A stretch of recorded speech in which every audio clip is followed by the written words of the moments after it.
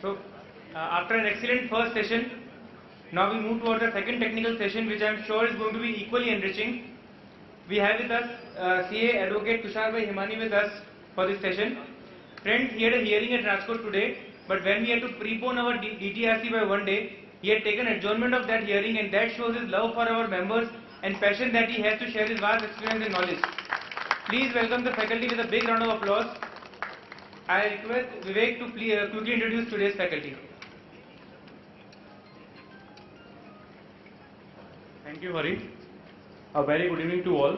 It's my privilege to introduce the faculty for today's second session, Sri Tushar Himani, who is an advocate as well as a chartered accountant. He is presently practicing as an advocate before Honorable Supreme Court, Gujarat High Court, ITAT, Customs, Excise and Service Tax Tribunal, Complete Law Board, BIFR, Debt Recovery Tribunal and CIT appeals in the field of direct and indirect taxation and corporate laws, and has also argued complex matters before the same. He is presently the president of ITAT Bar Association, Ahmedabad for the term 2015 to 2017. He is also member of legal committee of All Gujarat Federation of Tax Consultants as well as Income Tax Bar Association since 2007. He has won National Merit Scholarship in the year 1989. He is a regular speaker at various conferences, seminars and meetings on various professional bodies on diverse issues in the field of taxation and corporate laws. He is also regular in writing columns, articles and papers for professional journals and conferences. He is a visiting faculty at Gujarat National Law University on the subjects of international taxation and taxation drafting, and has also been a visiting faculty at Nirma Institute of Management in the subjects of company and business valuation, with special emphasis on mergers and acquisitions during 2003 to 2005. Now I request C.A. Shalin Patni to present a bouquet to today's faculty. I came in early, in fact, and had the occasion to listen to the great Mr. Ahuja. The advantage of coming early is I realized two things. One is if this screen shows your close-up, then you should be very careful in expressions and where you touch on your feet during the course of your lecture, particularly the facial expressions. And second thing which I realized is by and large the interest is more in question answers, probably, because large number of people would have large number of issues, may not be very general in nature, concerning them individually.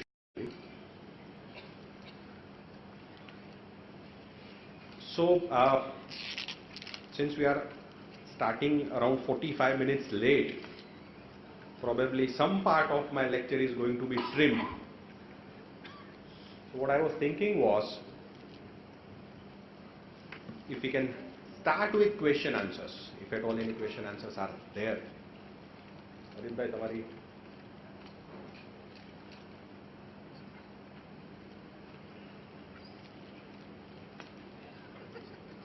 And in the end, rather than waiting for the question answers, depending upon the availability of time, then we can decide as to what to cover and what to leave for your home consumption.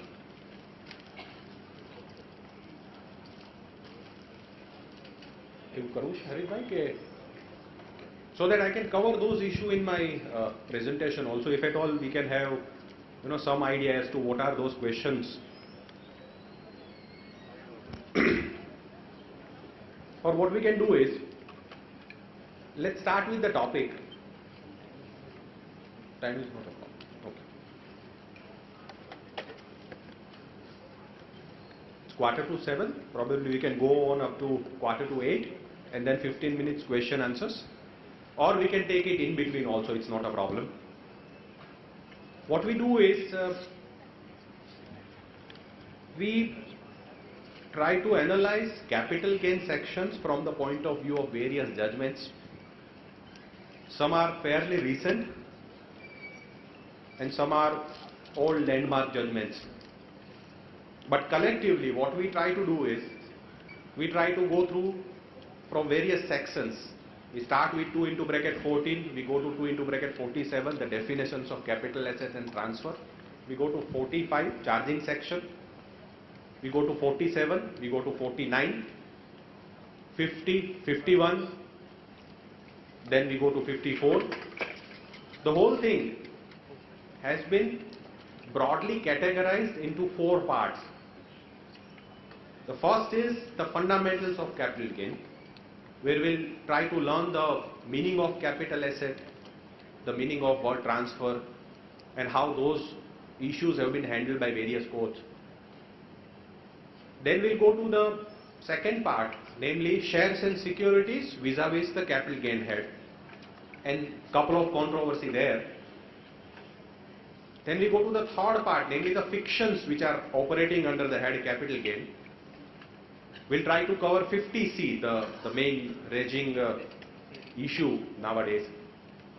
We'll try to cover 50B, 50, and then lastly we'll go to the exemptions, various exemptions provided under section 54. Let's start with the capital gain head, and probably we can revisit the question answer somewhere, let's say after the first milestone, namely the fundamentals of capital gains are over. Under the definition section, section 2 into bracket 24, income is defined. Small Roman 6 says that any capital gain earned under section 45 is income for the year under consideration. So broadly it is covered under the definition of income by way of an inclusion. So it's an inclusive definition, because if you remember, if you look at the history, the capital gain was not taxable originally under the 1922 Act. It's only in the year 1947, by way of Act 22 of 1947, the Income Tax Act prevailing at that point in time was inserted with the definition of capital asset. The term capital asset was inserted in the year 1947, and thereafter in 1961 Act, the definition of capital asset, etc., that we see today, broadly that basic structure came into the statute book. Capital gain per se is not a tax on income. It's a tax on capital receipt, and that's why it hurts more. I can understand if I have to part with 30% of my income and pay the taxes on a year-to-year basis. However, if at all any capital accretion is there to one of my capital assets, and to pay taxes on that is something which really hurts the pocket, and that's the reason why we see large number of litigations under the head capital gain. The term capital asset broadly has 2 components. It says that capital asset means property of any kind. Now property of any kind is અહીંથી operate થાય છે? Okay, થઈ ગયું.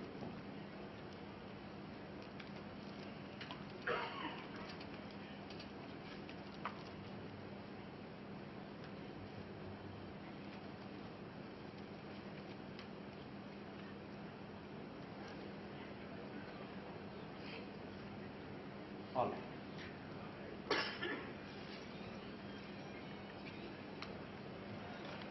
It broadly has 2 kinds of assets, namely property of any kind, and part B talks about the securities held by FIIs. Now property of any kind as held by the landmark judgment of BC Srinivasa Setty, 128 ITR, Supreme Court held that the terminology property of any kind is very wide. In fact, Supreme Court used the term the widest amplitude. It gives the section the widest amplitude. It includes property of any kind which can be conceived, which can be thought of. However, it has 3 exclusion clauses also. One is stock in trade. Stock in trade certainly would not be considered as a capital asset. Second is your personal belongings, your personal assets which are of a substantial value, but those are not to be considered as capital asset.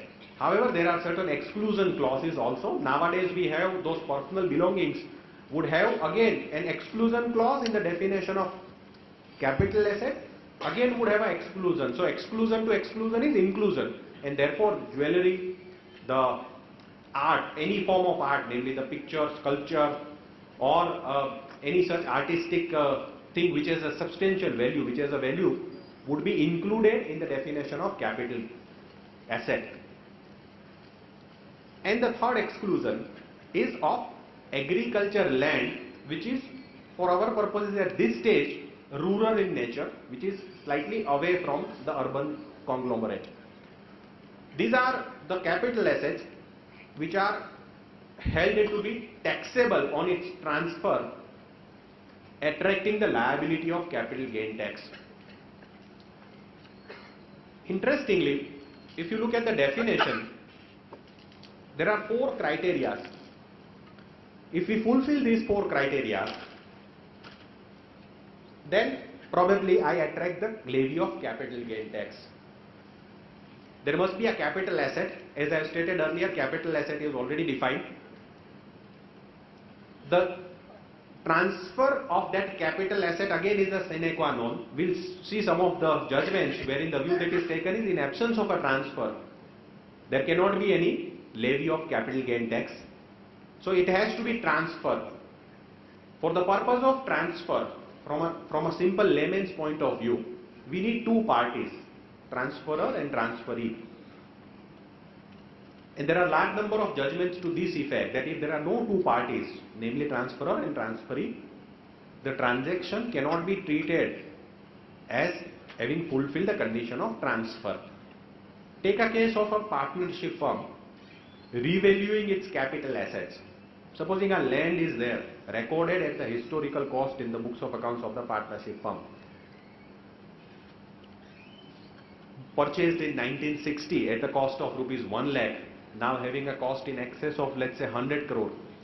I want to record that real value in my books of accounts.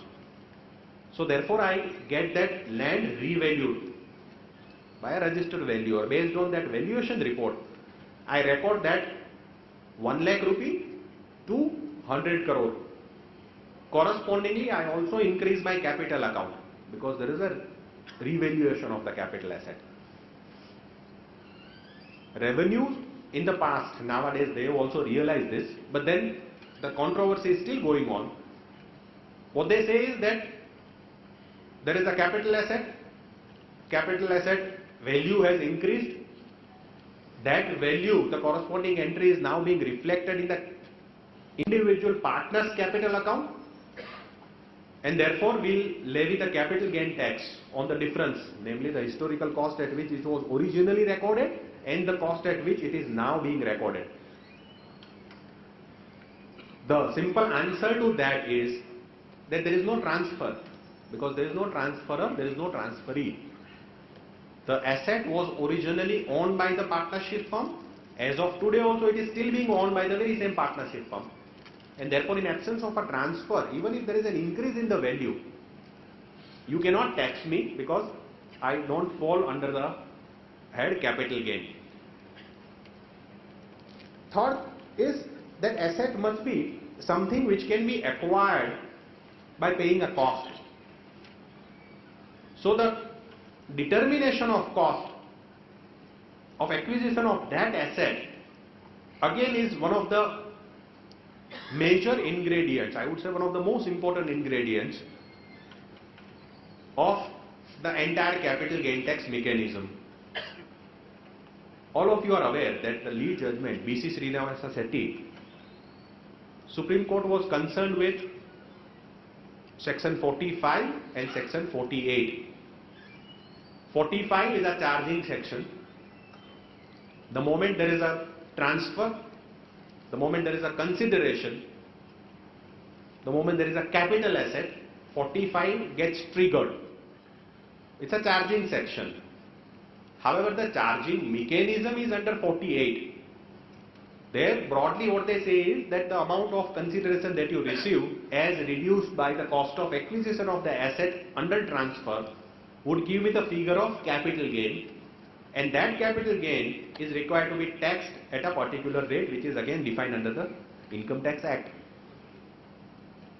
The question which arose before the Supreme Court was that something which has been generated over a period of time, namely the goodwill. I created a name for myself. Now that name has a goodwill attached to it. A chartered accountant's firm, let's say 50-year-old chartered accountant's firm, having a substantial name for itself in the market, and because of that name, large number of clients get attracted. Therefore, that name, that branding has a value. That is known as goodwill. Now I am transferring that goodwill to somebody else. The question which arose before the Supreme Court was that what is the cost of acquisition of a goodwill? The main argument on the side of the SSE was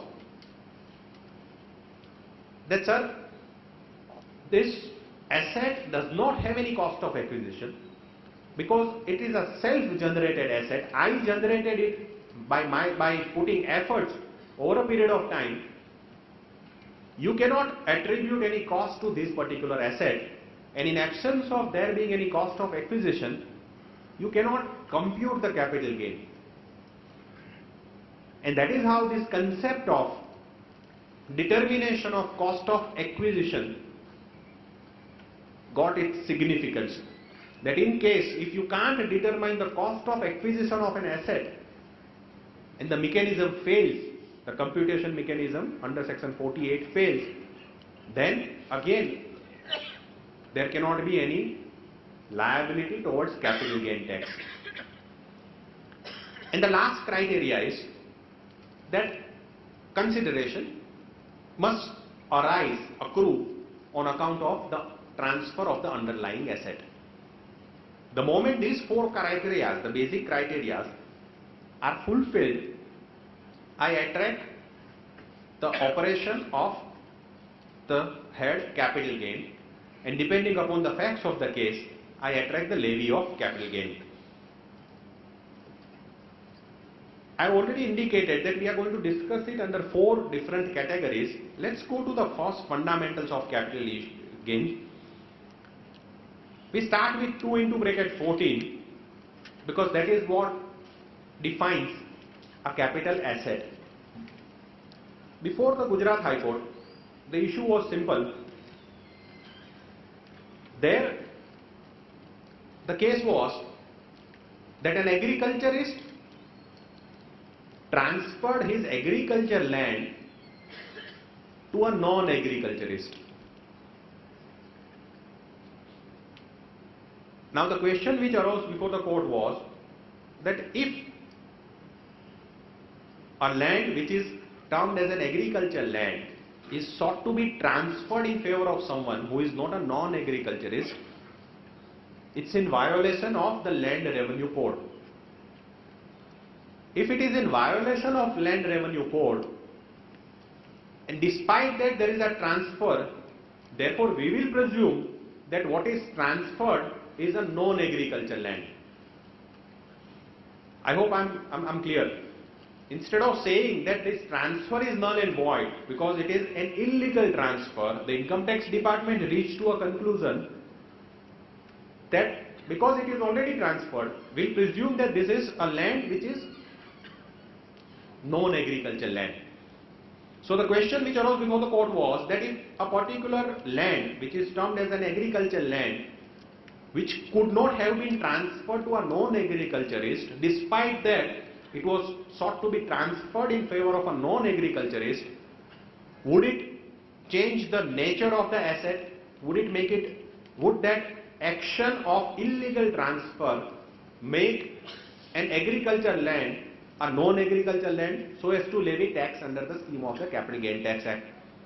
Court said no, you can't change the character of the land merely because that transfer is prohibited under the Land Revenue Code. If it is prohibited under the Land Revenue Code, those people will take action against the SSE. But merely because an agriculturist has transferred a land to a non-agriculturist, the nature of the land would not undergo a change. In that judgment, court has also noted that it was situated beyond 8 kilometers distance from the local municipal limits, and therefore this was a land which was otherwise a rural agricultural land. I slightly modify this now to understand the things better. Supposing it is within a distance of 8 kilometers from a municipality, then probably the things would have been different, because then it would have become an urban agricultural land. If one looks at 2 into bracket 14, urban agricultural land is a capital asset. It's not falling within that exclusion clause. In other words, if it is a land which is situated within the municipal limit or within such distance as may be defined under the scheme of the Act, it would cease to be a rural agricultural land, it would become an urban agricultural land. The moment it becomes an urban agricultural land, it becomes a capital asset. Transfer of capital asset for a consideration would give rise to the capital gain tax liability. Hitherto, in fact, before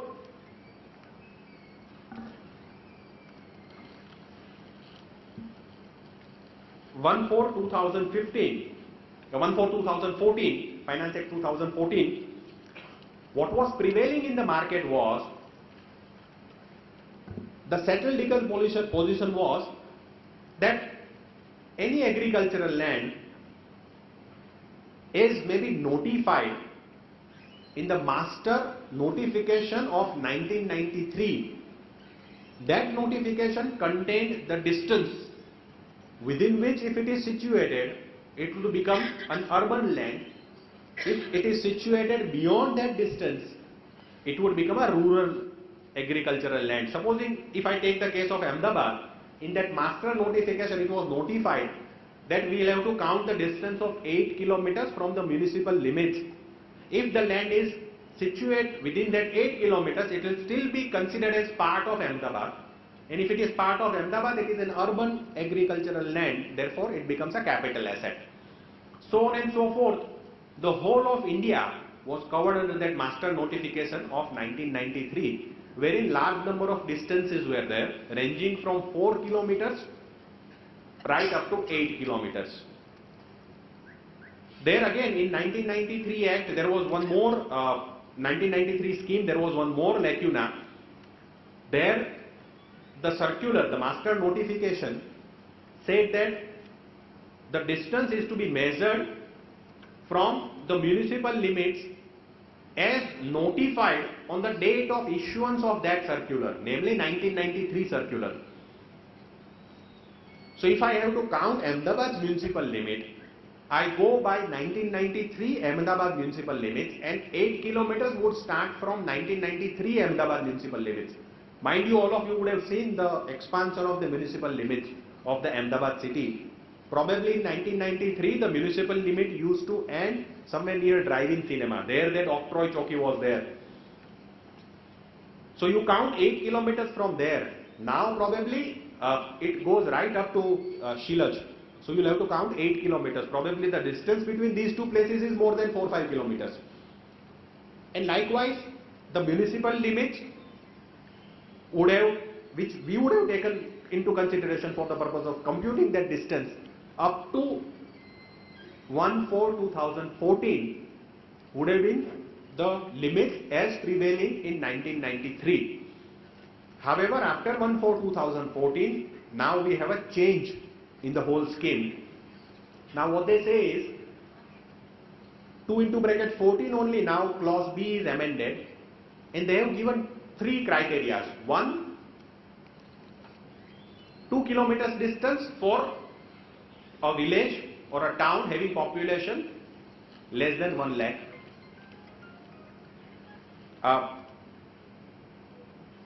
We have 6 kilometers criteria for population ranging from 1 lakh to 10 lakh, and we have 8 kilometers criteria for population in excess of 10 lakhs. So there are now three broad criteria.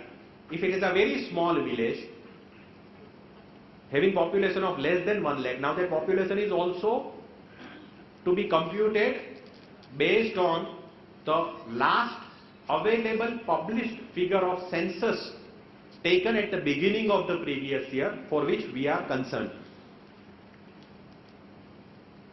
2 kilometers if it's a small village. So what they, rightly so, what they think is that if it's a small village, it will not have its urban tenancies beyond a period of 2 kilometers. If it is slightly more bigger village having population 1 lakh to 10 lakhs, then probably 6 kilometers, and something like Ahmedabad having population of more than 10 lakhs, we have again the criteria of 8 kilometers. However, here that argument of having an old municipal limit also goes away. The municipal limit also goes vis-a-vis the previous year with which we are concerned. So now both those arguments go away after 1/4/2014. There is also one important change which has been now incorporated into the statute book. Earlier, 2 into bracket 14 talked about all these limits, 8 kilometers, 6 kilometers. But there was no mechanism which was provided under the scheme of the Act whereby we compute the distance. Now how do we compute the distance? The large number of controversies arose, namely distance is to be computed from the municipal limits to the city center or the town center of the village in which it is situated, or we compute the distance from city limits to the actual land, the actual area of survey number of the land with which we are concerned, whether the distance as the crow flies or the aerial distance is required to be taken into consideration, or the distance by road, because ultimately one has to go by road. The whole idea of all this distance based computation is to find out whether it's an agricultural land or a non-agricultural land having significant value or not having that significant value, so as to levy capital gain tax or not to levy capital gain tax. The whole idea is if it is nearer to the city, it will have some significant value and therefore will tax you. If you are far off away in the forest, somewhere away from the urbanization, then probably will not tax you. Then why not road? Because ultimately I don't fly like a crow. I have to go by road, and therefore large number of courts took the view that yes, it is the road distance which is required to be taken into consideration. Now we have an amendment after 1/4/2014. It has to be aerial distance alone. So the area of 8 kilometers has also substantially expanded, because road, all of you are aware that even if it is aerially only 4 kilometers, by road, if it so happens, I may have to travel 8 kilometers, and probably I get the benefit of this, because all talatis and mantris are very liberal in giving this kind of certificate that this is beyond a 8 kilometers distance. But now that also is enlarged. It has to be computed now aerially. And aerial computation again is 100% foolproof, so you can't get a wrong certificate and get benefit of this. That would take me to the next judgment.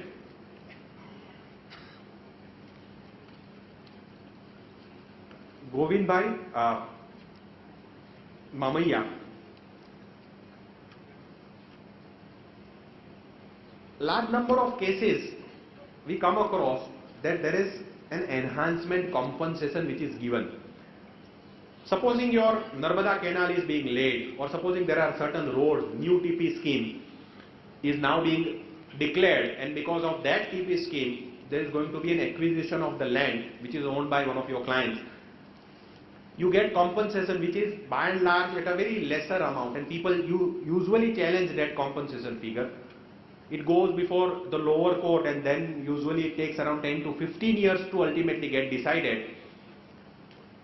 In the whole process, even if you get, let's say, a larger compensation, the question would arise as to how do you pay taxes on this larger compensation. Broadly, there are three components to this compensation. One is the basic compensation, which is immediately given to you upon acquisition of your land. Now this compensation is pure and simple capital gain on transfer of your capital asset, will be straightway taxed under section 45. Supposing you challenge that and you are given an interim compensation. Now the law says that interim compensation would not be taxed even on receipt basis. It will be taxed only upon the outcome of the final litigation. Therefore, you don't pay any taxes on that interim enhanced compensation which is given pursuant to any interim directions of any court of law or tribunal. And then the third compensation is the final compensation. Again, that final compensation, which if it is enhanced, will have two components. One is your additional compensation. That is, if supposing your land is acquired at 100, but government ultimately agrees that no, we ought to have paid you 150, therefore we will pay you 50 more. So that additional compensation is again broadly under the scheme of the Land Acquisition Act, section 28 compensation. It is known as section 28 compensation. It has the characteristics of the original compensation, and therefore it goes with the treatment which you have given to the compensation. And then you get section 34 interest, because it is belated compensation. You are deprived of your right to use that money. You are given a compensatory interest. Now that compensatory interest also is required to be taxed. Now the Act says that section 34 compensation is required to be taxed as income from other sources. We have section 56 duly amended. We have section 57 giving you 50% as this as an expenditure against this income. We have section 145 which says that the compensation interest in whatever manner, again the Act does not distinguish between section 28 interest and 34 interest, is required to be taxed on a receipt basis. So the final picture which emerges in the facts of this case before the Supreme Court was only concerned with the interest. And interest, the argument of the SSC was that interest accrues on a year-to-year basis, therefore I must spread over that interest over a period of compensation, over a period of that pending litigation period.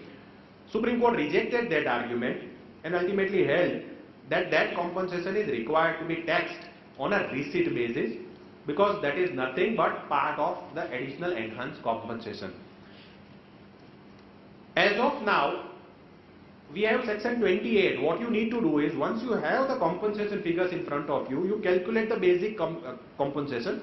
It goes under the head capital gain. You compute to section 28 compensation. It also goes along with the basic compensation. You calculate interest, section 34. Now section 34 interest is required to be spread over, because interest accrues on a period to period basis.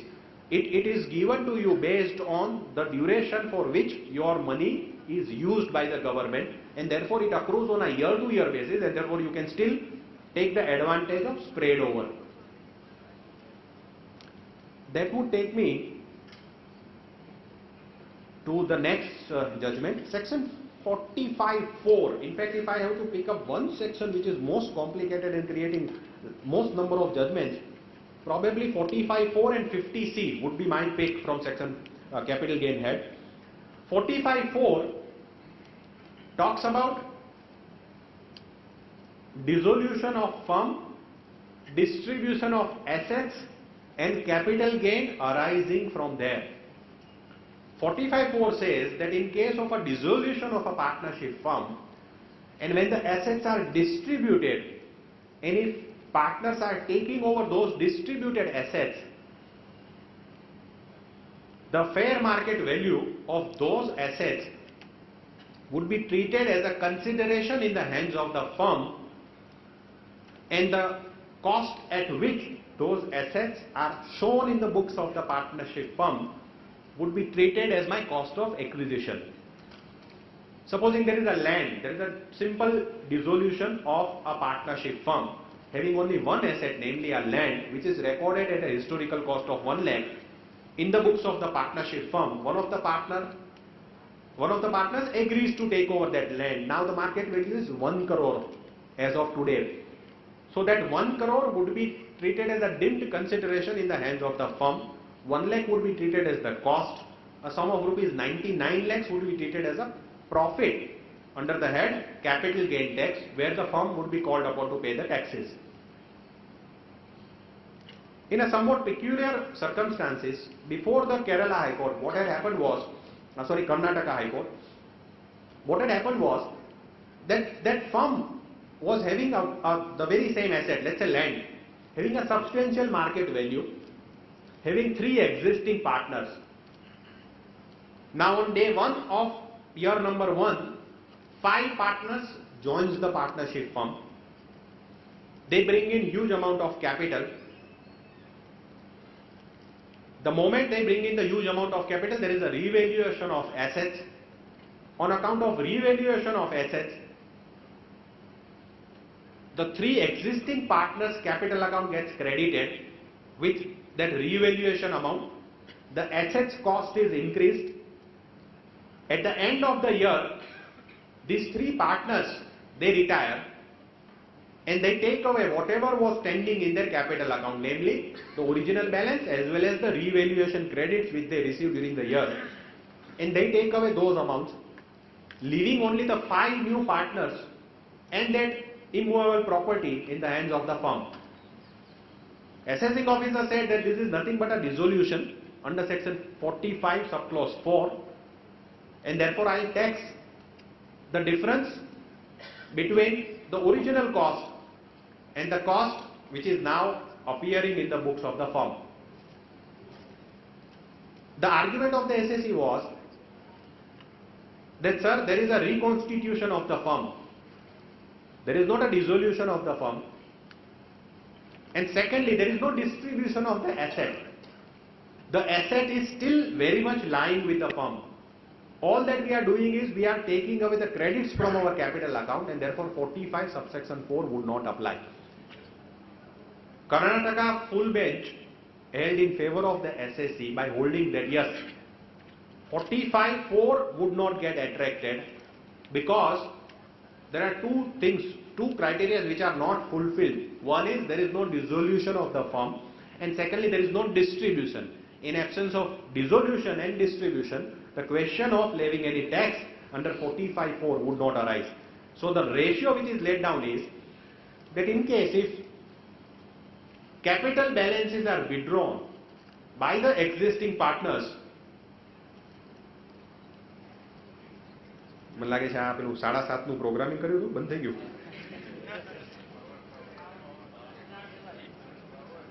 Battery બંધ થઈ ગઈ લાગે છે.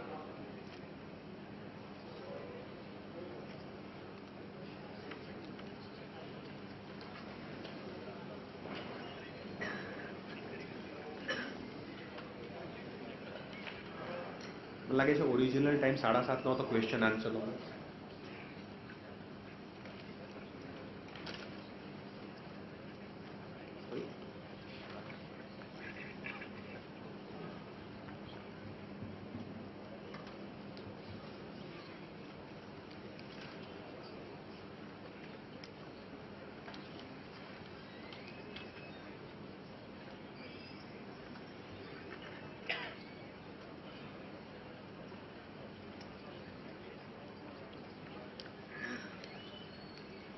Probably this is an indication that everybody is now running out of the juice, including the battery.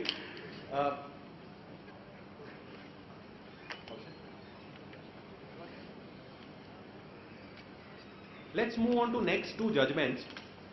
One is of Madras 2016 judgment, and second is of Gujarat High Court, again 2016 judgment,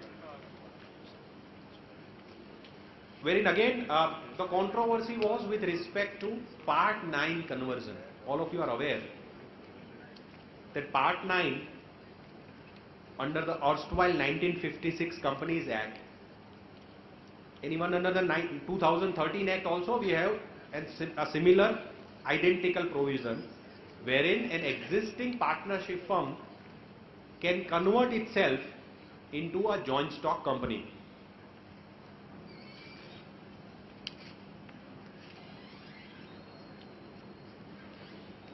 Into a joint stock company.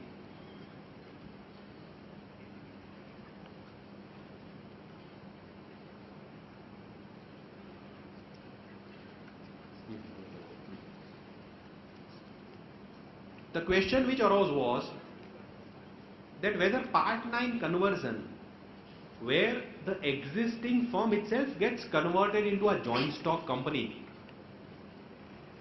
would it result into any transfer?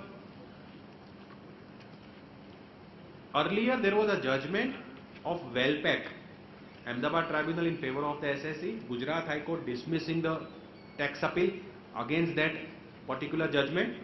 However, Supreme Court setting aside the matter back to the file of the Gujarat High Court for reconsideration.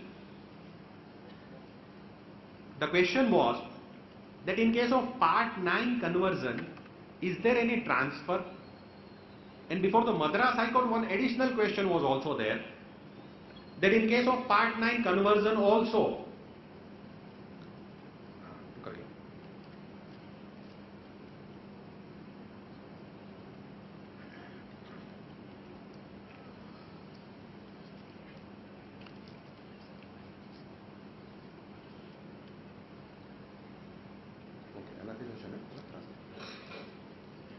yes.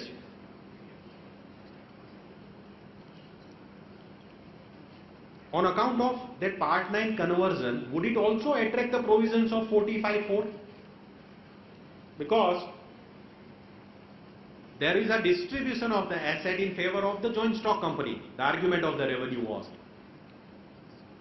that the joint stock company takes over the business of the partnership firm, therefore partnership firm gets dissolved, and because all the assets are transferred, distributed, 45(4) gets attracted. Madras High Court on both the counts said that it does not get attracted. 45 is not attracted for the simple reason that firm never gets dissolved. Succession of a firm by a joint stock company is something which is absolutely different than dissolution of a firm. Therefore, it is a succession and not a dissolution. Therefore, the first condition, namely the dissolution, does not get satisfied. And secondly, it said that there is no transfer, because for the purpose of transfer, we need two parties, transferor and transferee. Whereas in case of a Part 9 conversion, the very same entity only changes, the entity gets changed from a partnership firm to a joint stock company. Only the form of that entity undergoes a change. The legal status undergoes a change. However, there are no two parties, no transferor, no transferee, and therefore the whole mechanism fails. In fact, we have a judgment of Gujarat High Court also.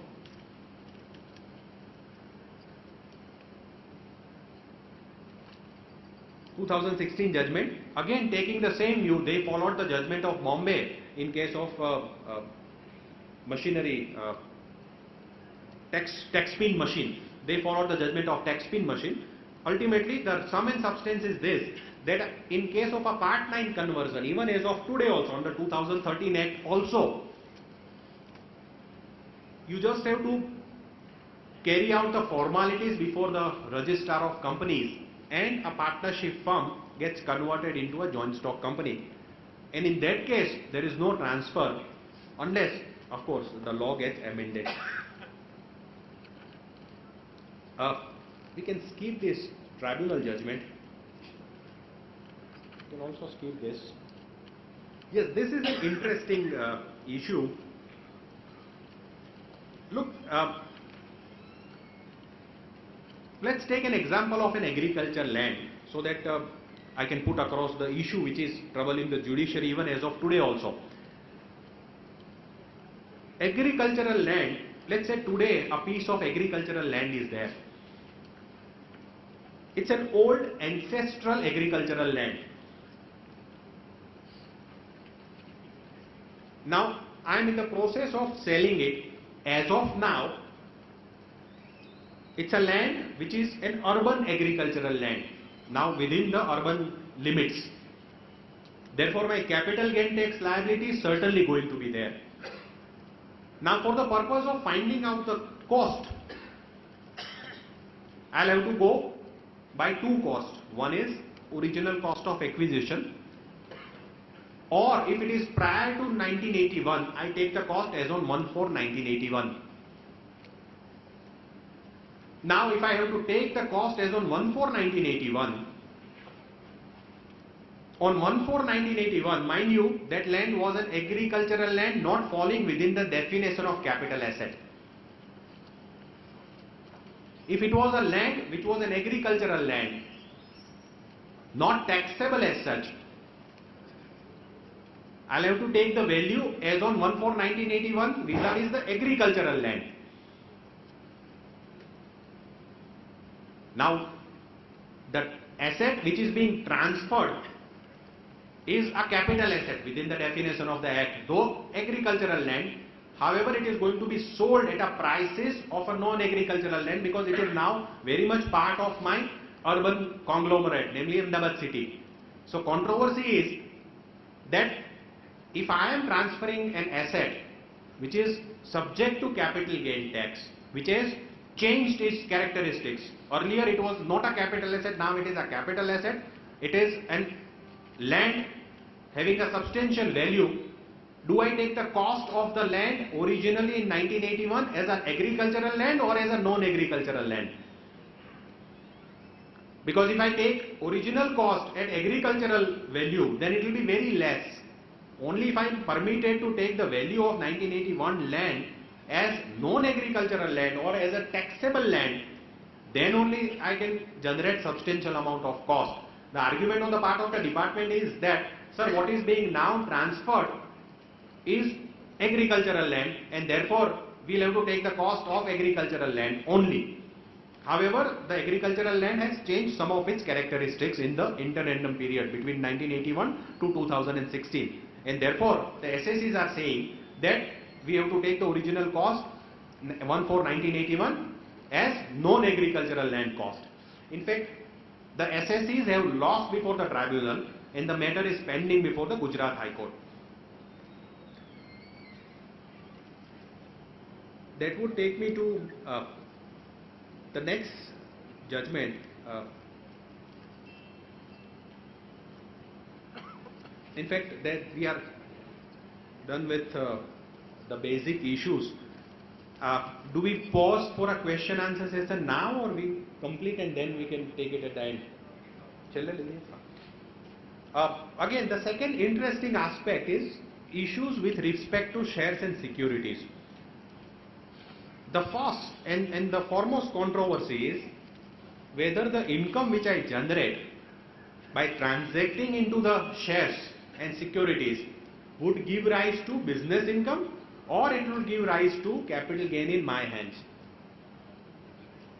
Again, as of now, there are no straight jacket formula which would say that if you do X, Y and Z, your income would be capital gain tax. If you do A, B and C, it will be a business income. It's a highly complicated factual question which can only be answered if one looks at all the documents which are available while dealing with this controversy. However, I have indicated some of the criteria which would determine the issue either way. Let's say intention at the time of purchase. What was the intention at the time of purchase of that particular script? If I am buying a share, what was my intention? Intention was to make some quick bucks by doing some daytime trading, or intention was to keep that shares for a long period of time and earn capital gain out of it. Again, intention is a mental state of mind. Very difficult thing to prove. More particularly when the department does not want to understand your point of view, it will be very difficult to prove that, sir, this is an intention of investment or this is an intention of trade. Then the holding period, if supposing you are holding the shares only for few days, then probably it may indicate that you are a trader. If you are holding it for a longer period, then probably you can safely say that it is for the purpose of investment. Frequency of transaction, more the frequency, more a level of trader. Own funds or borrowed funds, if you have your own capital, that is to your advantage. If you are borrowing money, probably you may have to answer the departmental query that, sir, how are you making investment by borrowing the money? Volume of transactions, number of scripts, what kind of infrastructure that you are maintaining. If you are having a separate office which deals into shares and securities, having a dedicated staff, then probably you are doing something in an organized, systematic, consistent manner which would give rise to business income in your hand. Time devoted, you are otherwise full-time in an occupation like a chartered accountant doing his practice, but on a part-time basis he is investing and making some money out of investment activities, then probably you can argue that, sir, I am not a full-time investor doing this business. Ratio of purchase and sales vis-a-vis the holding period, utilization of sale proceeds, other occupations, circumstances responsible for sales, so on and so forth. In case of a company, limited company, you can also quote the memorandum of articles and articles of association, pointing out that, sir, my main activity is not that of trading in shares, this is just an application of funds which are otherwise remaining idle. Now fortunately for us, we have 3-4 circulars, and particularly 2016 circulars clarifying. However, according to me, they have not put an end to any issue which was otherwise very complicated and very controversial. What they have said in the circular is something which in any case the authorities were accepting. Now the position, final position after this circular is that insofar as listed securities are concerned, if you have treated it as a stock in trade in your books of accounts, then it will have to be treated as a stock in trade. The revenue cannot change it to business head. Now probably this is something which is in any case they were after us for the purpose of changing the head from capital gain to business. They were not there to change the head from business to capital gain. So if you have treated it as a stock in trade, they will have to accept that, no difficulty. If you are holding those shares for more than 12 months, so long-term capital gain, revenue authority will have to accept that as it is. Now long-term capital gain in any case, almost in 95 out of 100 cases was not even disturbed, accepted at the assessment stage, and if at all if it goes into appeal, probably would have been accepted even at the first appellate stage. So shares held for more than 12 months giving rise to long-term capital gain, revenue authority will have to accept that treatment as done by the SSE. Now if the shares are held for less than 12 months, then they say that you go by the existing test. So in any case, the major part of the controversy was with respect to shares which are held for less than 12 months. There they have kept it open. There, as of today also, circulars are not helping the SSE. So we go by the criteria which I read out earlier. In case of unlisted shares, what they say is that it has to be treated as a capital gain in the hands of the investor, irrespective of the period of holding. Probably what has weighed with them is, mind you, these are all for unlisted securities. What had weighed with them is probably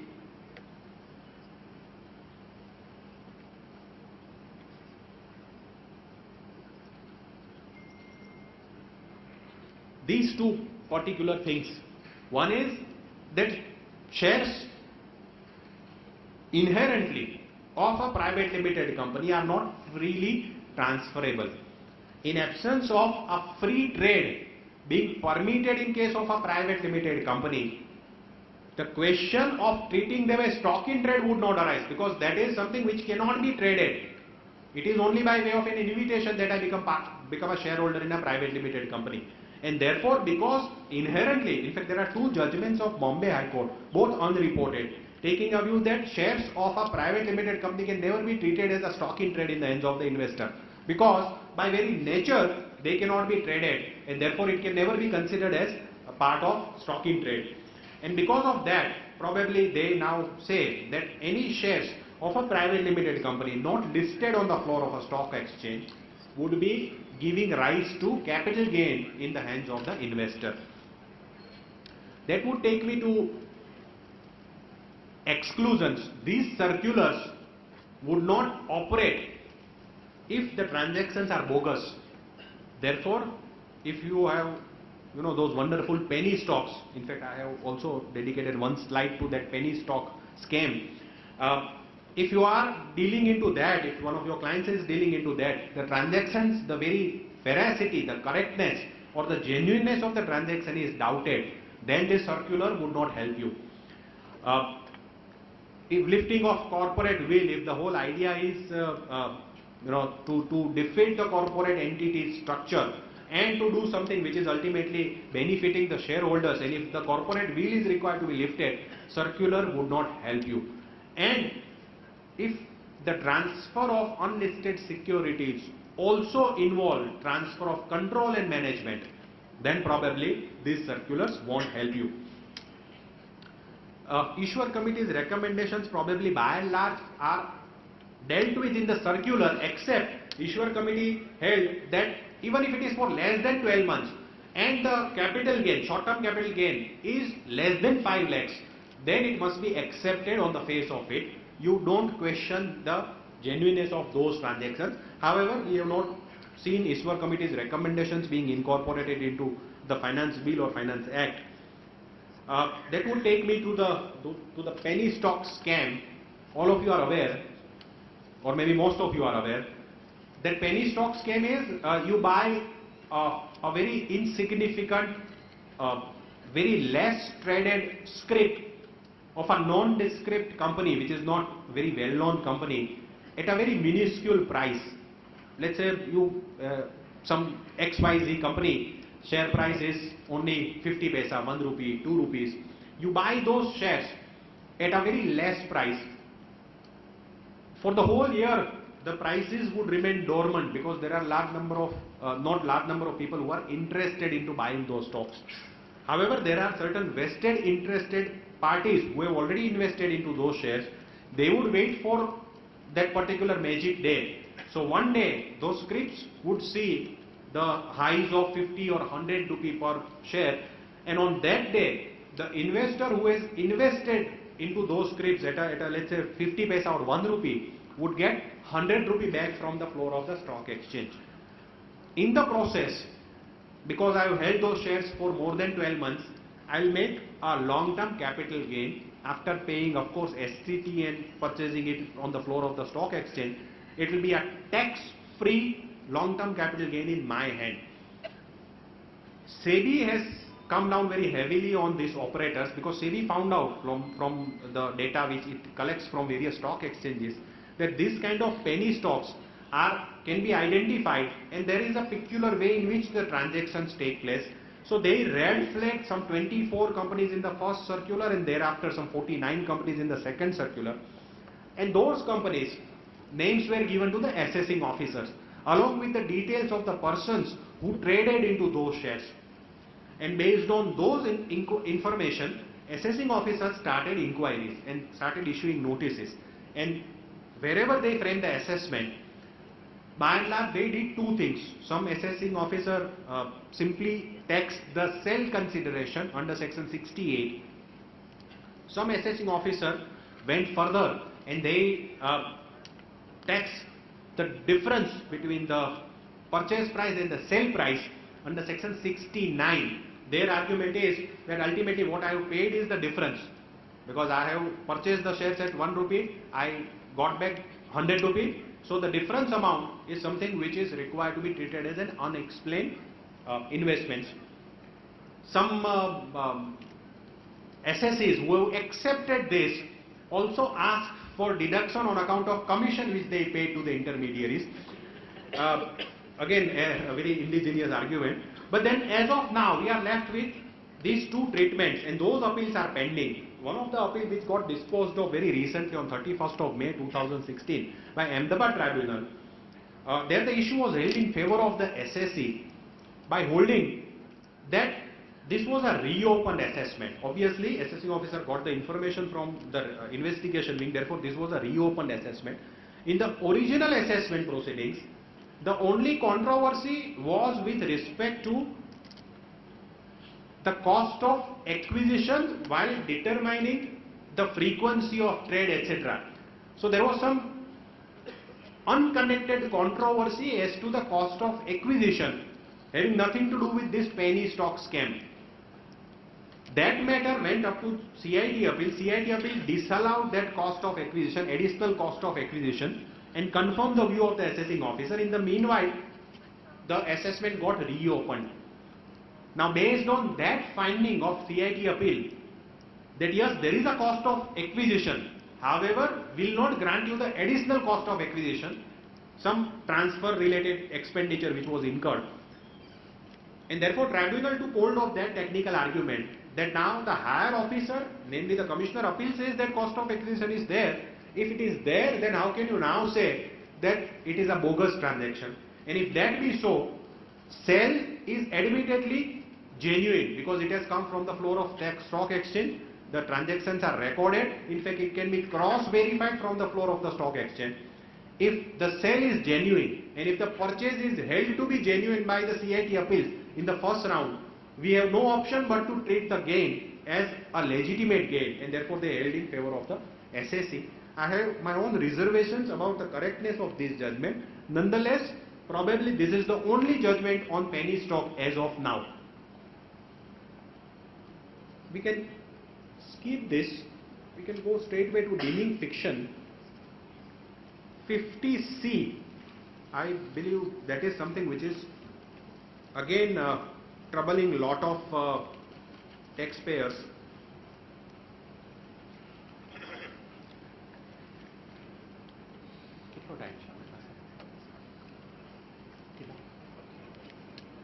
Eight o'clock? 8:15.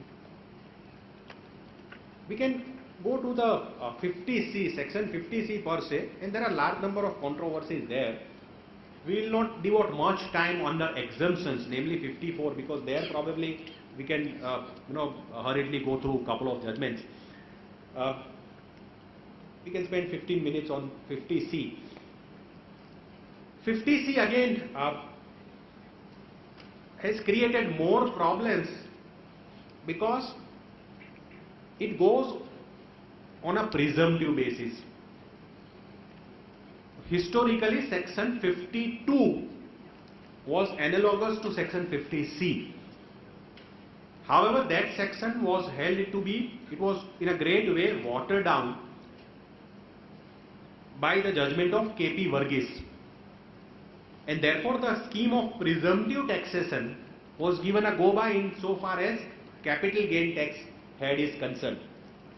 Because here section 48 says that consideration which is received, and therefore that consideration has to be the actual consideration and it cannot be a presumed consideration. Because it cannot be a presumed consideration, the question of taxing something more over and above the apparent consideration in the hands of the SSC would not arise. However, with the introduction of 50C, now we have section 52 in a slightly different avatar. 52 was giving a discretion to the assessing officer to determine the fair consideration, the fair amount of consideration in the hands of the SSC, namely the transferor. Now 50C, it comes with a rider that the assessing officer can substitute the apparent or the real consideration with the SDV, namely stamp duty valuation, provided that apparent consideration or the actual consideration is less than SDV. If it is more than SDV, the question of deemed consideration would not arise. So assessing officer is given a license to substitute my actual consideration with SDV, stamp duty valuation. Again, as a measure of giving a safeguard to an SSC, the scheme also says, 50C scheme also says, that if I have challenged the stamp duty valuation before the stamp duty authorities, then we must await their judgment, and if at all it is held in my favor by holding that SDV valuation was not the FMV, namely the fair market value, it was on a higher side and therefore stamp is appropriately reduced, I must get benefit of that. And the second way of challenging the action of AO is by making a reference to a DVO, District Valuation Officer. If the DVO says that as against your apparent consideration of 100 and as against the SDV valuation of 200, the fair market value is 150, then we'll go with 150. If DVO says no, stamp is on the lower side, in fact fair market value is 250, then we'll go with 200, namely the SDV. In other words, SDV is the ceiling price beyond which assessing officer cannot go for the purpose of applying 50C.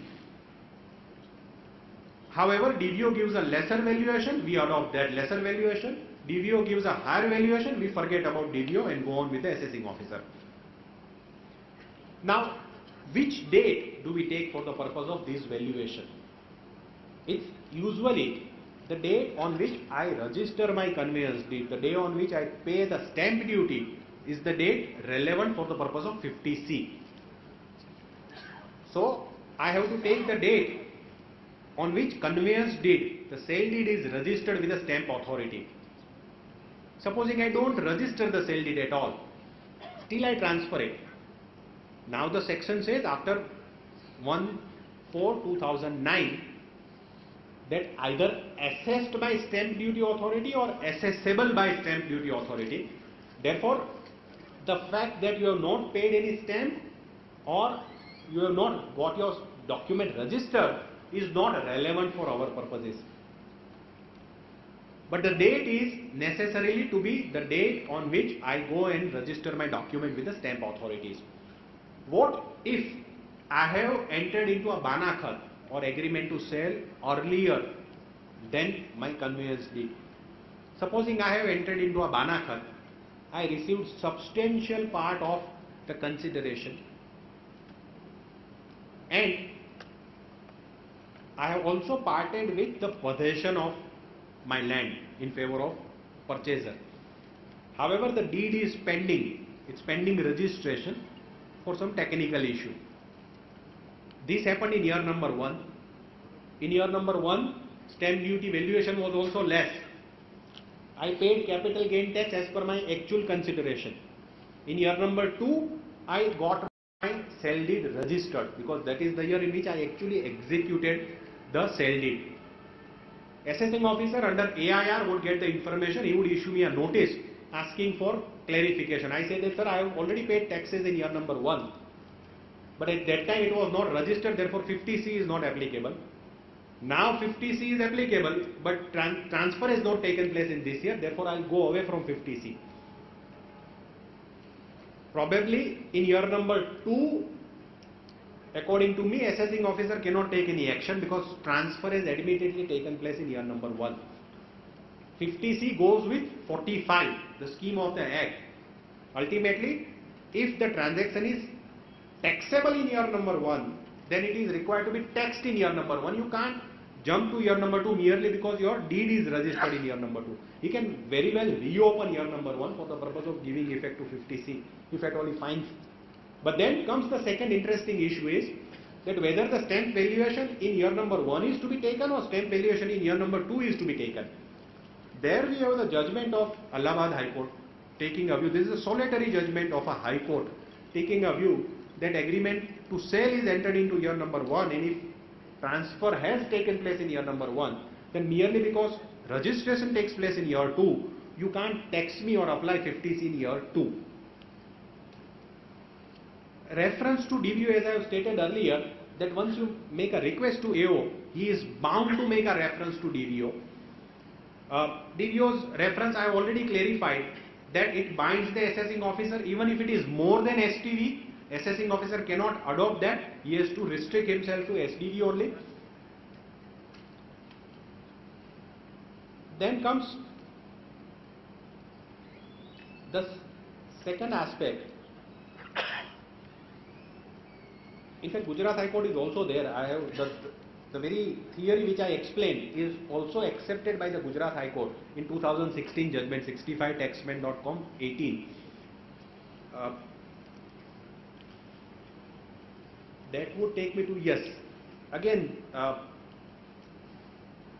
in case of the sale of various rights, namely the leasehold rights, the tenancy rights, TDRs, that is transferable development rights, FSI, that is floor space index.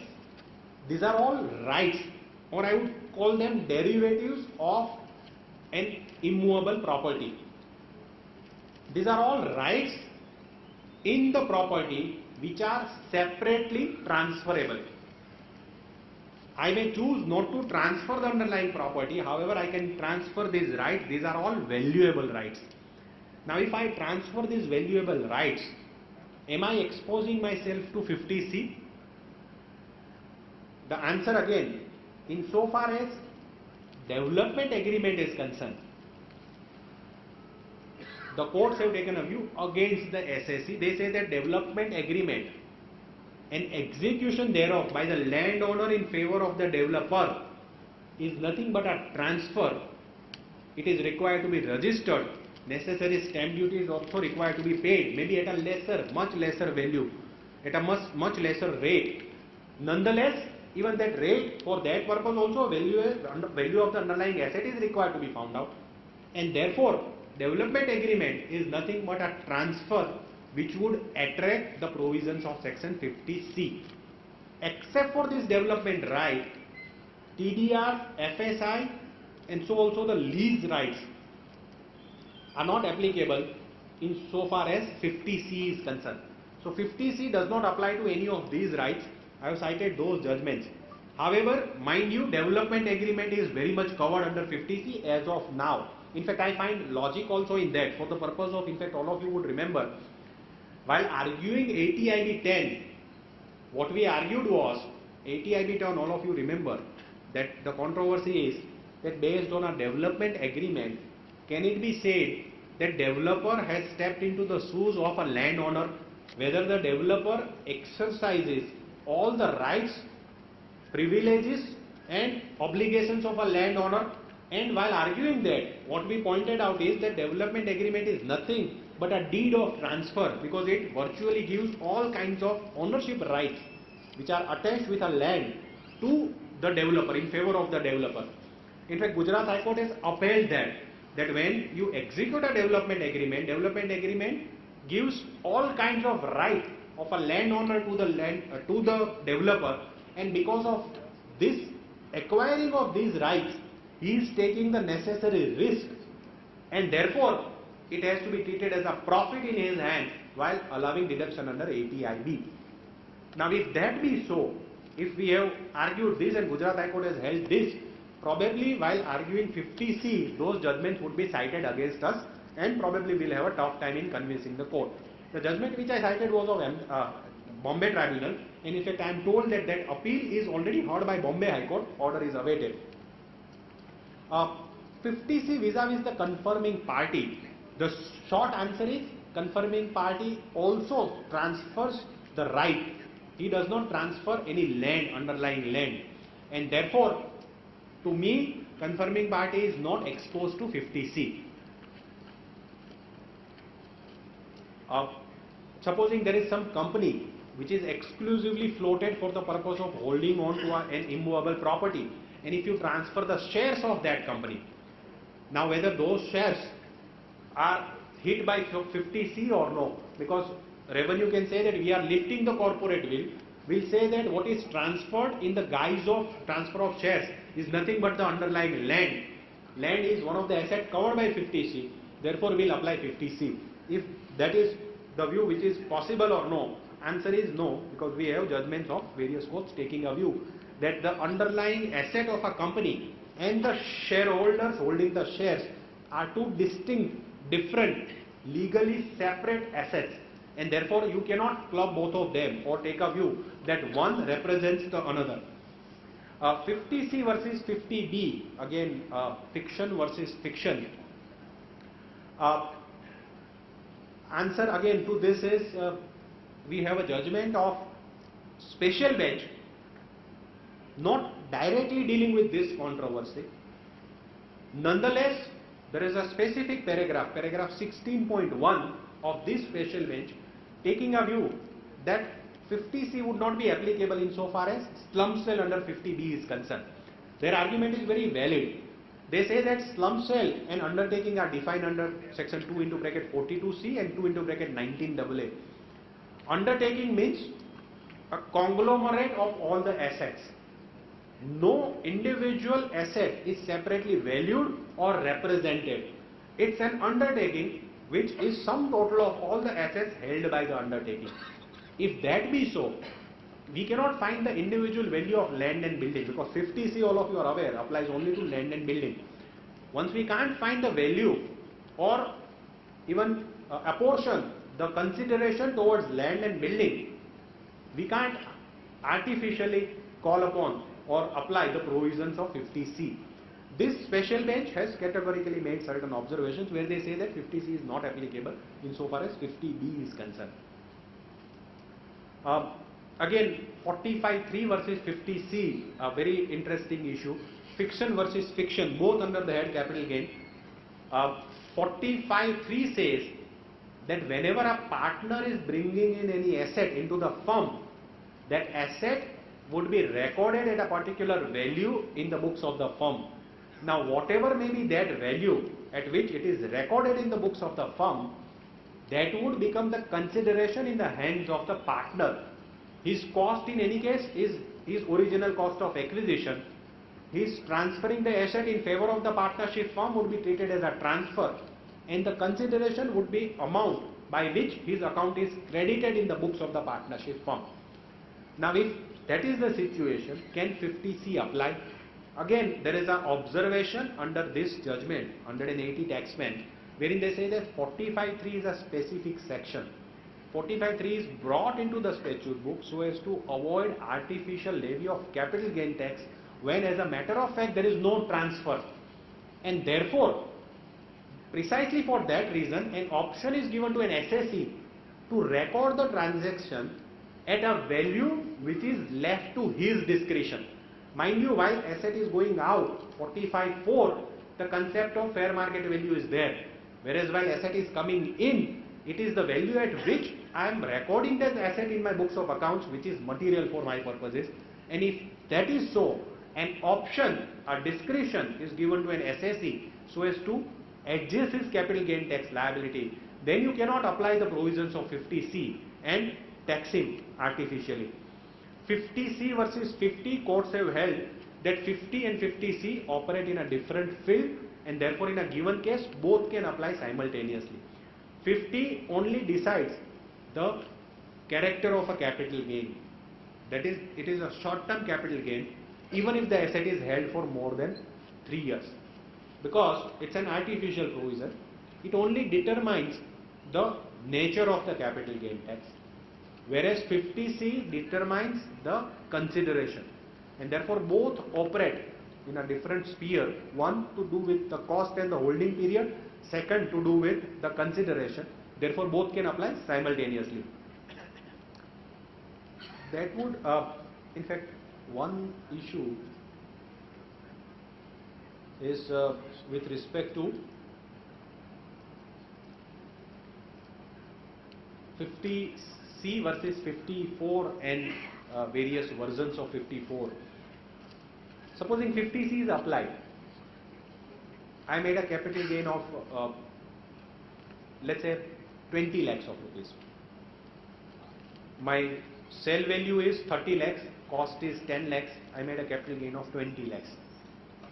Stamp authority says that no, it's not your price, the sale price or the apparent consideration cannot be 30, it has to be 50 because stamp duty valuation is 50. So 50 minus my cost of acquisition 10 would give rise to capital gain of 40 in my hand. Now if I go with any of these exemptions, some are based on the net consideration and proportional thereof. some are based on the amount of capital gain and investment thereof. How do I compute and how do I make investment? Because I have admittedly not earned 40 lakhs of rupees. If I have not earned, how do I invest 40 lakhs? The view is that insofar as those exemptions which are based on net consideration, probably we'll have to beg, borrow or steal the higher amount and make the necessary investments. However, if the investment is based on capital gain, then probably we can argue that 50C talks about apparent consideration versus real consideration vis-a-vis 48 only. It applies to the provisions of 48, it does not apply to the provisions of 54, and therefore those provisions where the investment in the new asset is based on amount of capital gain, I can get away from 50C. That would probably conclude the artificial 50C part, and then we'll go to I think I'm going back.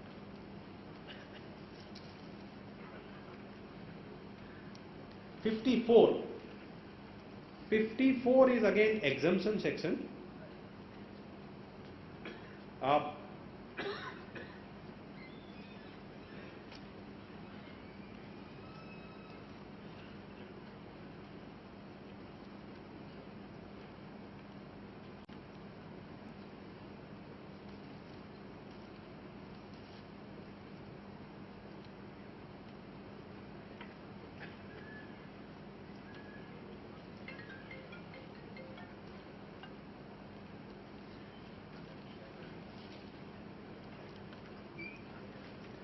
'54 we have 3 or 4 controversies.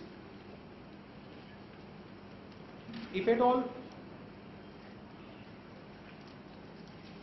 I have made the investments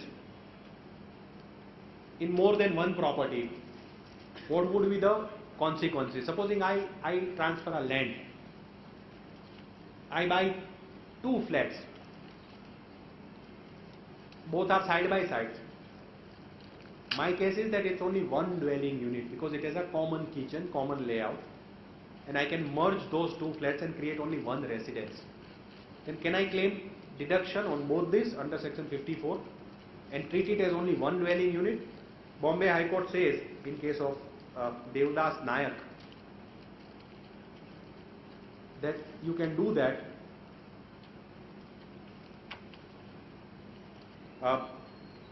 So provided there is only one kitchen and one dwelling house. The test of a dwelling house is commonality of kitchen and the common amenities. Can I, if I miss the deadline of making the necessary deposits into the designated bank account or purchasing of a new asset within the time available to me, can I file a belated return and make a claim under section 54 saying that though section 54 talks about 139(1), 139(4) is nothing but a proviso to 139(1), and therefore even if it is a belated return of income, so long as before filing of return of income, if I have deposited the amount into the designated account or purchased the property as contemplated, I have substantially complied with the provisions of the Act. The court, Punjab and Haryana High Court in case of Jagruti Agrawal says that you can do that. That would take me to the last controversy, that supposing I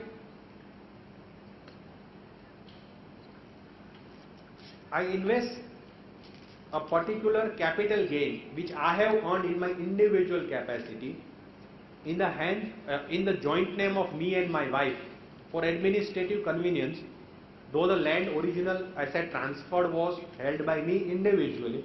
When I purchase a new asset so as to be eligible for 54 or 54F, I purchase the new property in the joint name of the SSC and SSC's wife.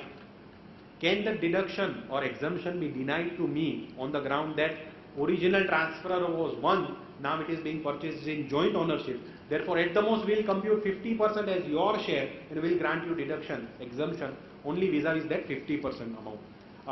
Delhi High Court in the case of Kamal Vahal says that this is not permissible. Even if the wife's name is there for administrative convenience, you can't deny the deduction. That would take me to the last controversy on 54. Supposing I want to invest in 54, I am already holding on to a particular residence. So I have one residence available with me. Now, after earning the capital gain tax, I take a certificate from the architect pointing out that the only residential house which I am holding is in a very old and dilapidated condition. It has gone to dogs, almost on the verge of collapsing. Therefore, I want to demolish this building and construct a new one on the very same existing piece of land. So based on this certificate, I get the whole thing demolished, get a new permission from municipal authorities of constructing a new house. I construct that new house within a period of 3 years and claim that exemption. Assessing officer denies me that exemption on the ground that this is nothing but an old renovation and therefore it is not purchase of a new house, this is renovation, will not grant you the claim.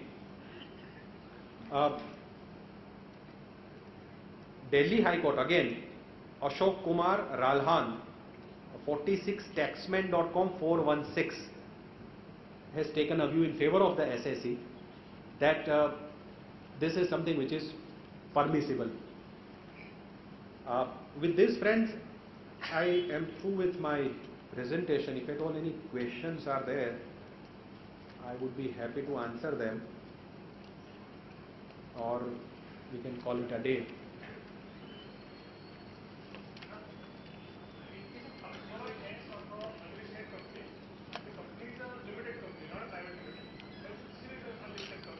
Right.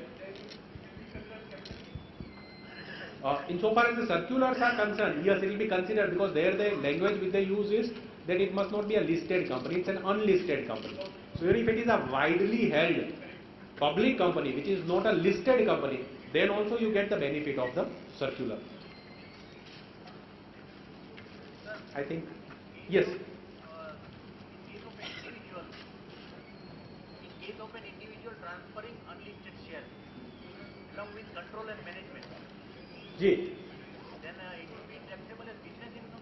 Sorry, control and management. Along with control and management. Shares are transferred along with control and management. Of a private limited company means unlisted shares. Okay.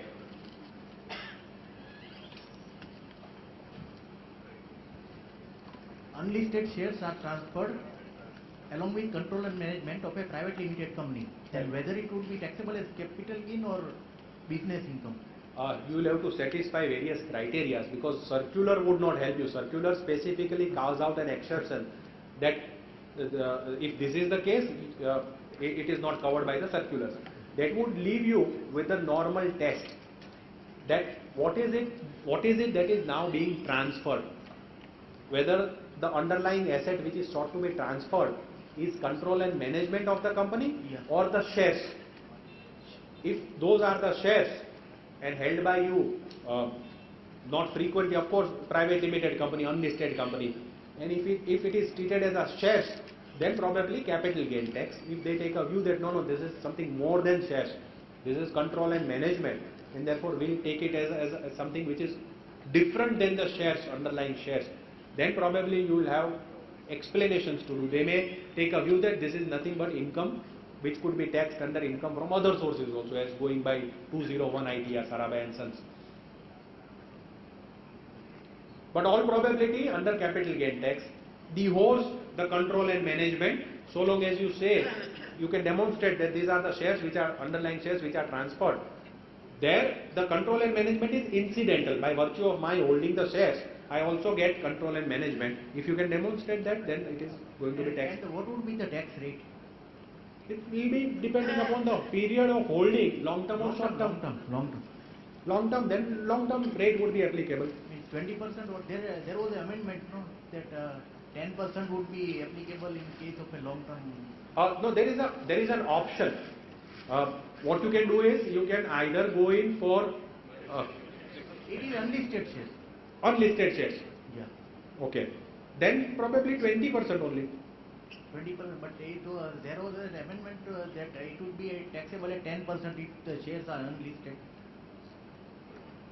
Tax rate is something which I probably will have to check up and tell you. But to the best of my understanding, if it is a long term and if you are not claiming any indexation benefit on this, then you can go for a concessional rate of 10%. If you are not without indexation, then you can go in for a 10% tax rate. Sir, Yes. their value is 50 lakhs. Right. Country value is 1 crore. Okay. So is happy to settle the amount between 75 lakhs. Right. Is That- advisable to accept the 75 lakhs? If he is doing it free of cost, then do it. If he is charging you some money, then probably it's a stupid idea. He has no discretion.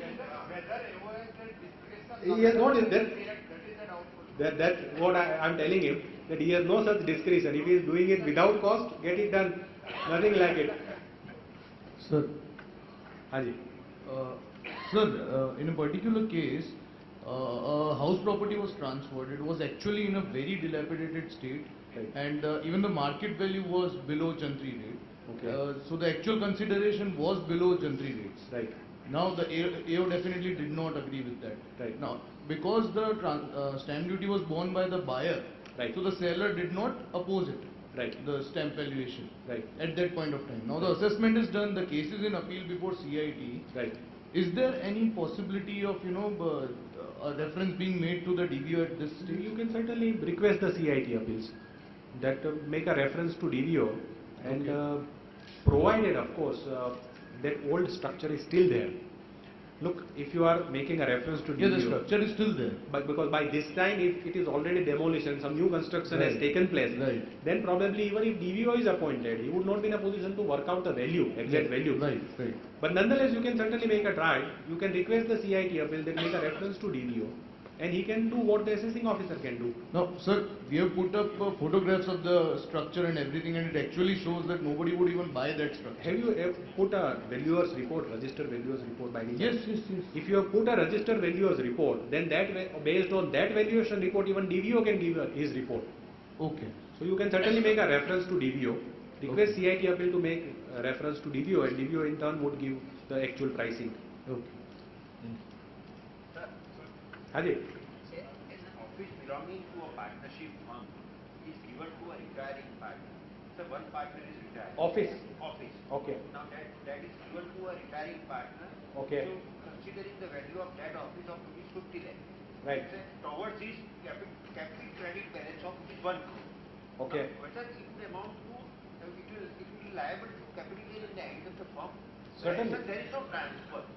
Because the partner was having a 1 crore balance, credit balance. And towards that, the office is given for rupees 50 lakh. And at the time of retirement. So as such, it's not a case of transfer. So no capital gain should accrue. No, because the capital balance is a mode of paying him in the hands of the firm. Because partner is retiring, there is a dissolution of the firm. There is no dissolution. It's reconstitution, but for the purpose of doing reconstitution, you have to dissolve the old firm and then reconstitute a new firm. You may give a nomenclature of a reconstitution, but a partner retiring from a partnership would put an end to the old partnership, the existing partnership. So it's a dissolution. There is a distribution of asset, namely the office. Office is being distributed, going out of the books of the firm and physically going into the possession of the partner.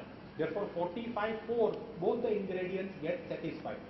So you will have to take the market value, fair market value of that office as a consideration and credit the block under which this office must be a depreciable asset. So in the hands of the firm, you will have to credit the block of asset of that office by that fair market value. And now we have the amendment in the State Stamp Act also. So with every constitution and reconstitution of a partnership firm, Article 44 says that you will have to pay the stamp, and the value would be, if you have already paid stamp once, insofar as immovable properties are concerned, there the subject outer limit is 10,000 rupees, it's only cash, the capital balance. For every immovable property, whenever there is a reconstitution of the firm, you will pay the stamp duty on the difference between the first time that you have paid the stamp duty and the second time that you are paying the stamp duty. You will have to pay the stamp duty also.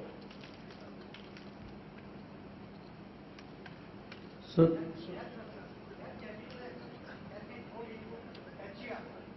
Yes.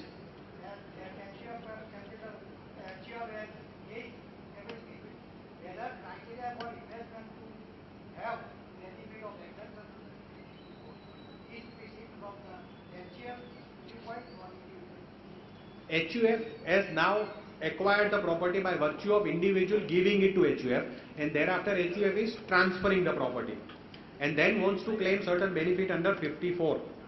Now 54, whether that benefit is available to an individual or to an HUF, both.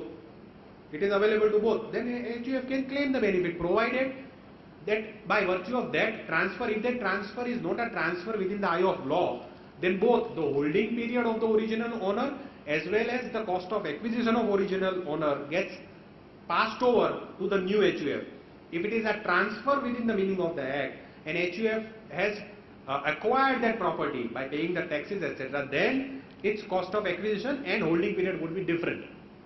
So depending upon the facts of your case, you can apply, but you can claim 54 and if provided HUF is also eligible to claim the exemptions.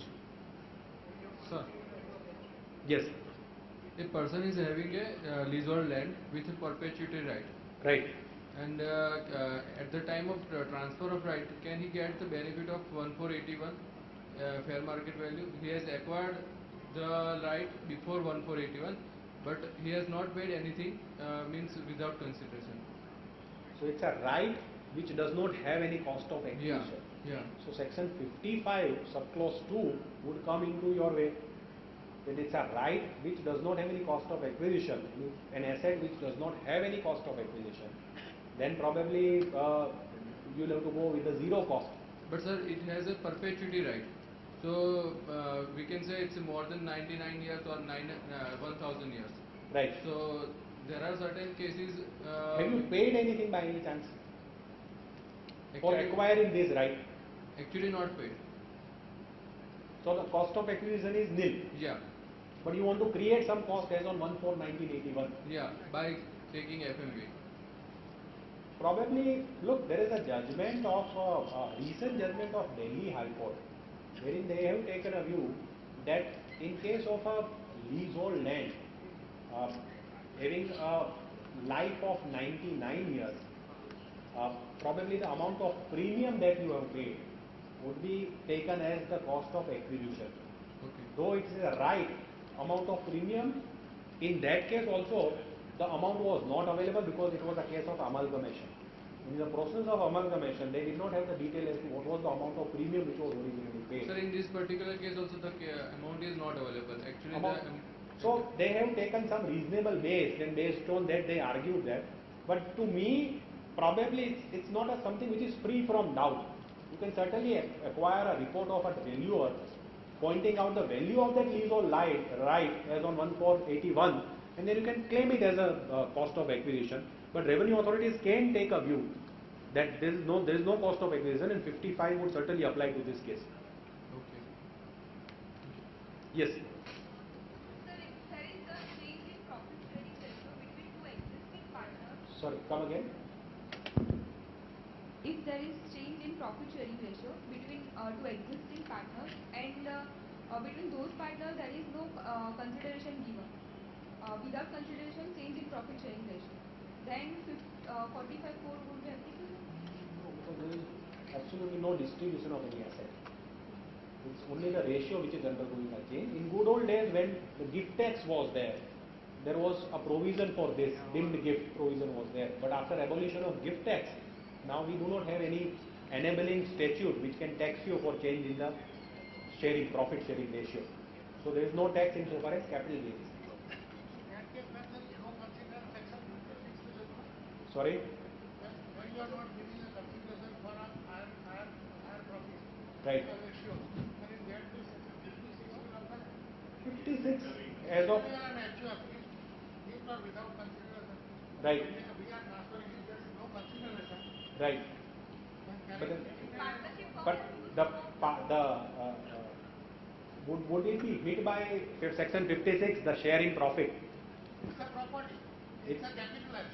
But it's not defined under that. Capital asset and property both are defined under the Income Tax Act. That share of profit is not considered as a, Any property is a capital asset. any property would not include. Right, there is a Gujarat High Court saying right is a capital asset. But then this is not a right, which is the share in profit is would not be considered as section 56 liability. It is that 45 you can have you can argue 56 it will not be covered because it's not income from other sources, and there the property is defined.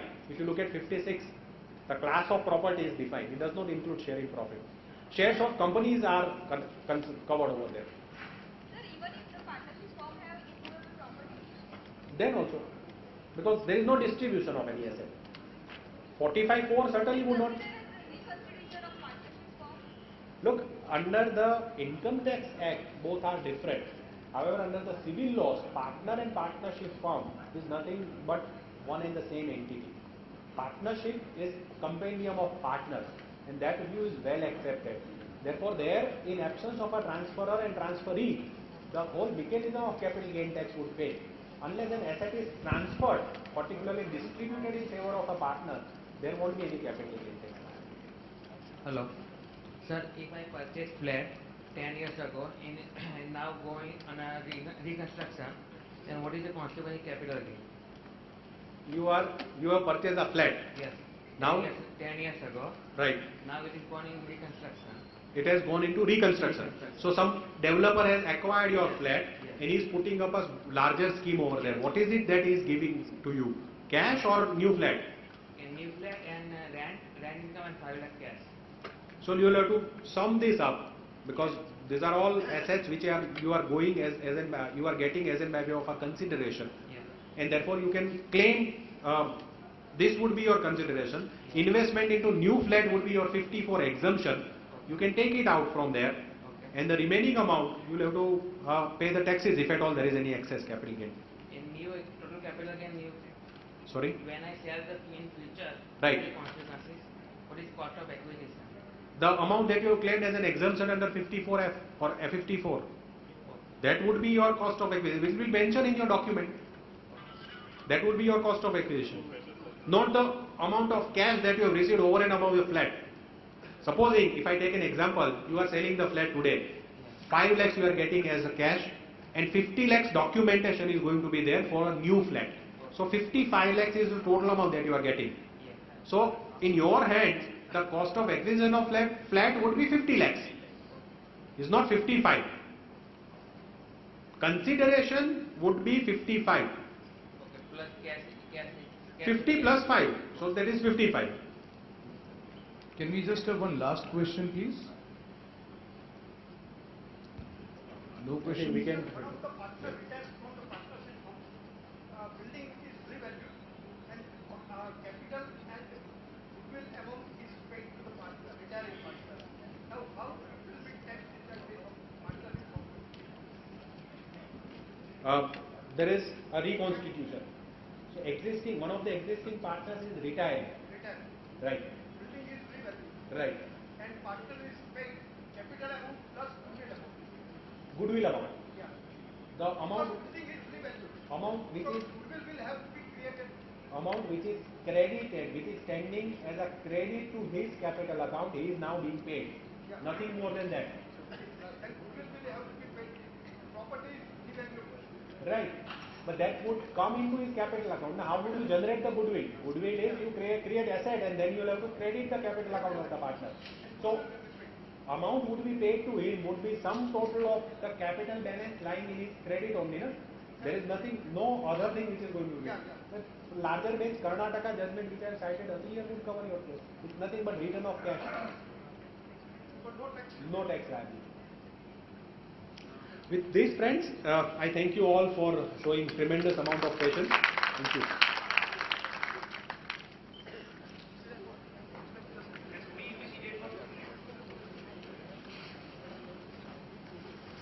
I would like to propose a vote of thanks for today's faculty, Shri Tushar sir. Here I would like to say something. I have always experienced that whenever a faculty speaks on more general sections or more commonly known sections and still manages to amaze the audience, now that is the sign of a brilliant mind.